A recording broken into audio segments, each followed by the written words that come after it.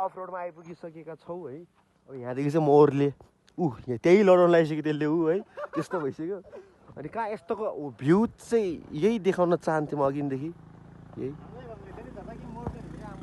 म चाहिँ अब हिँडेरै जान्छु यहाँबाट, म हिँडेरै जान्छु, म चढ्दिनँ।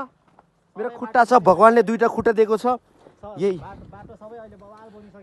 यसले चाहिँ पिच रोड मात्र चलाउन आउँछ कि यसलाई बाटोले यही के अरे बाटो सरी भगवान्ले यही यस्तो चलाउँछ। अनि कहाँ ओ बापु ओ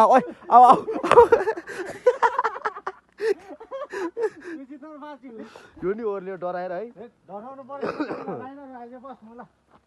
यस्तो त छ ओ थाहा थियो है हिँड्नुलाई झन् त्यो मुटुको रोगी पेट सेट चिरेको मान्छे बिचरा त्यो पक्लकै जान्छ लडाइ हुने यसले है।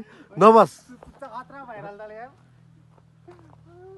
त्यो बिचरा त्यसको पेट सेट अपरेसन गरेछ है मुटुको रोगी, यसले लडाइ हुँदा पक्लकै जान्छ, त्यो मरिहाल्छ। त्यो त त्यो भने के भिन्नु है त्यो एउटा के भन्छ त्यसलाई एक्जाम्पल दिउँ भने एक्जाम्पलै दिन आएन। भगवान्ले यही दिनको लागि खुट्टा दिनु भएको रहेछ। एकदम धन्यवाद, तपाईँप्रति एकदम आभार छु। अब यहाँदेखि पनि नचढ्ने, अब अलिकति त्यो सिधामा पुगेर मात्र चढ्ने हामी। यहाँ यस्तो बाटोमा चाहिँ यसले लडाउन सक्छ, त्यही भएर हामी नचढ्ने यहाँतिर। त्यहाँ चाहिँ मुतिरहेको थियो। धेरै पछि भ्लग गरेँ होला, मलाई बोल्नलाई केही पनि आएन। यहाँतिर त एकदम महँगो सामानहरू रहेछ। यो त एकदम पैसा त वाइल आउँछ नि यसको त, उठाएर बेचिदिउँ के हो है। झन् गेस नै छैन आजकल। भ्यू त अब म तपाईँहरूलाई एउटा स्वर्ग जस्तो ठाउँ देखाउन जाँदैछु।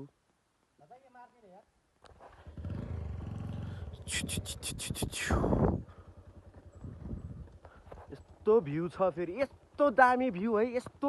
तर मलाई चाहिँ के दामी लाग्दैन किनभने यो हामीले सधैँ हेरिरहेको भ्यूहरू हो यो है, त्यही भएर खासै उजै लाग्दैन। तैपनि तपाईँहरूलाई देखाइदिउँ भनेर मात्र हो, खासै मलाई केही लाग्दैन कि यस्तो भ्यूहरूले। झन् मेरो 21 वर्ष भइसक्यो यो चिज हेरेको है, यहीँ हुर्केको, त्यही भएर खासै उजै लाग्दैन। उनी भ्लगर फेरि ओहो